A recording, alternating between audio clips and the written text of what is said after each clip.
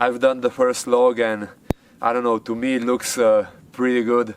I will put it now on the wall, but what I've really done I will not see until a few months later, maybe even after a year or a few years, when the logs will dry and everything will get compressed under the weight of the roof and the rest of the house.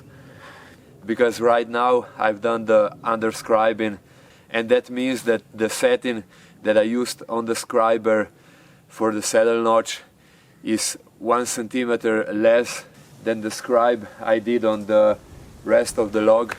So right now there will be a tight fit just on the saddle notches, and the rest of the log will have a centimeter of gap.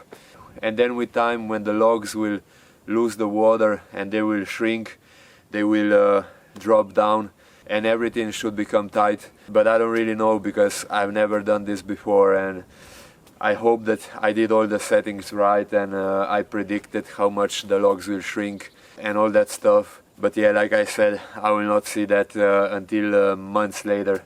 So for now I can just hope that everything later will be airtight. And also it's a lot of work just with one log. Pretty much a full day to do a log from beginning to the end. At least the way I'm doing it. Also now I put the sealing gasket around all the edges of the notches, and then in the middle I put the stone wool. I hope that way it will be as airtight as possible and I won't be losing the heat in the winter going out of the house, and opposite during the summer, that the heat will stay out of the house and inside will be really cool. But yeah, these are all my predictions for now. And one thing I almost forgot to do is to drill a hole in the log below and in this log. So later I will put the threaded rod going through the wall and I will be able to tie the walls a bit, and hopefully that will make the house also a bit safer. The people that I've been talking with and have done this many times before recommended to me to do this, at least for the size of the house that I'm doing. Maybe for a smaller house it doesn't matter so much.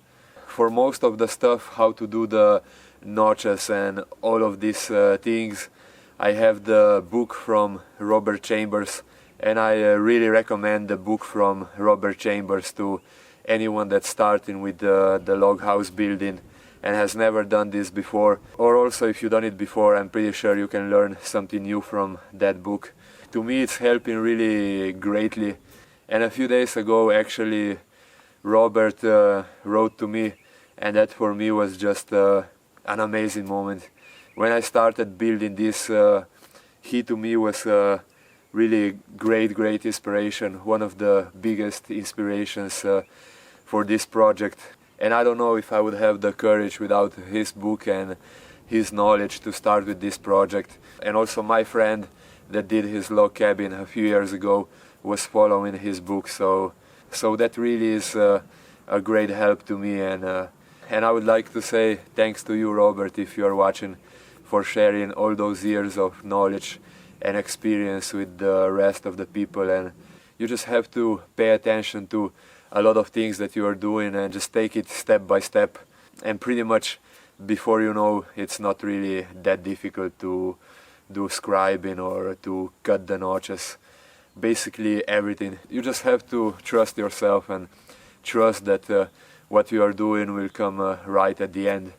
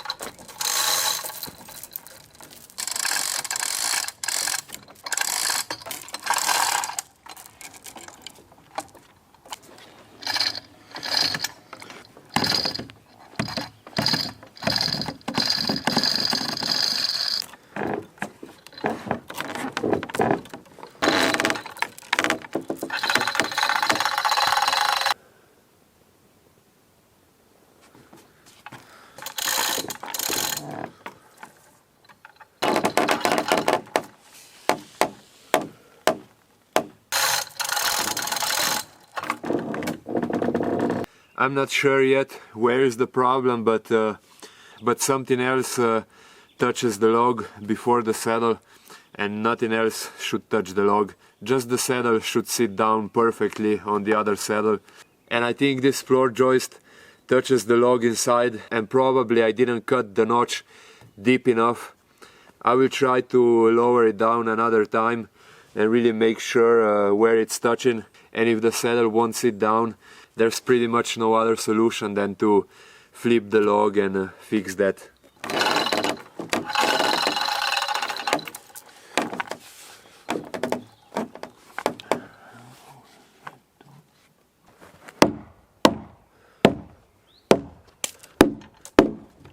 Actually, what happened is that this lower log, or when I was moving this log down or up, it moved a bit, and then it was not anymore in line as I was scribing it. As soon as I hammered it a bit, the log above fell down perfectly and was not actually blocking on the floor joist.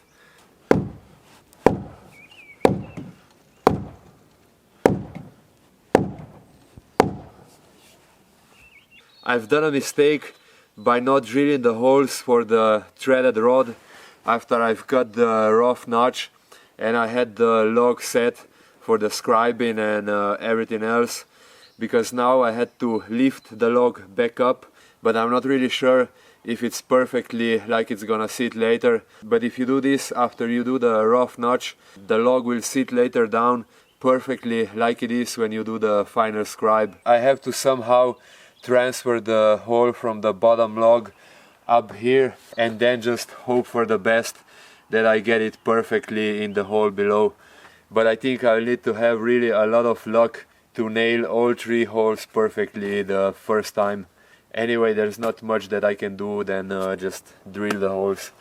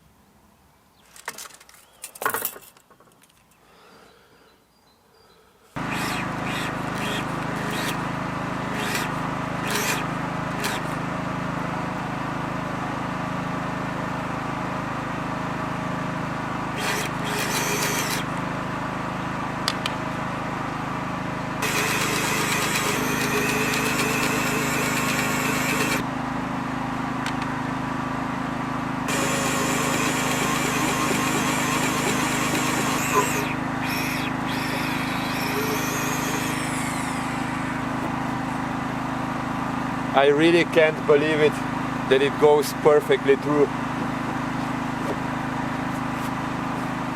If I'm this lucky on the other 2, it would be amazing.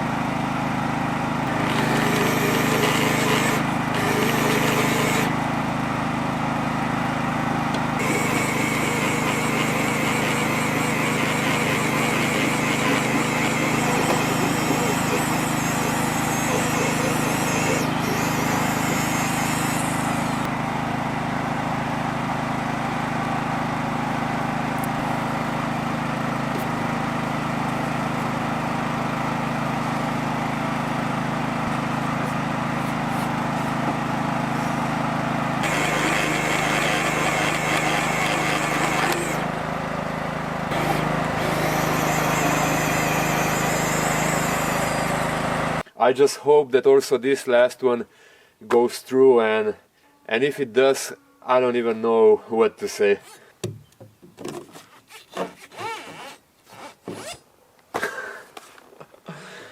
I have no idea how I was this lucky to make all 3 holes perfectly with the other holes that are under, and threaded rod went through without any problem.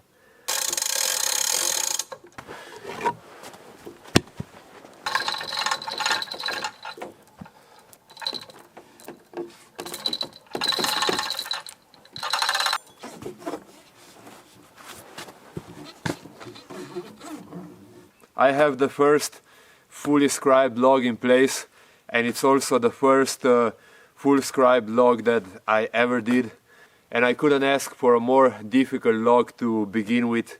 Having 5 other logs going through it and cutting 5 different notches, it gets pretty complicated, and the chances for doing a mistake or doing something wrong are that much bigger. But I don't know, I'm pretty happy for my first log. I've done a few things that I'm not happy about, like drilling the holes at the end and not at the beginning, and there were a few other smaller things that I will try to avoid on the next log. But basically there was nothing so crucial that I've done wrong. At least for now I didn't notice any bigger mistakes. But like I said before, I will see over the next months and even years what I've really done. So that's quite I don't know, it's an interesting thing, and it involves a lot of patience and just trusting that everything will go right. There's not much you can do other than that. There's about a centimeter of gap, and it's pretty even across all the log. The saddles are fitting nicely, so I don't know what else is really important. I think these 2 things are the most important. If at the beginning all the log would be touching the other log perfectly, that would actually be a bad thing, because later on when the log's dry, here would be already touching, and the saddle would get a gap, and that's not a good thing, because then the log has the space to rotate and would create an even bigger gap across all the log. So at the beginning you need the gap across the log, and just the saddle notches need to sit down perfectly. I think it's starting to rain, and I have a lot of tools that I need to move and take home. So I will finish the video here pretty quickly.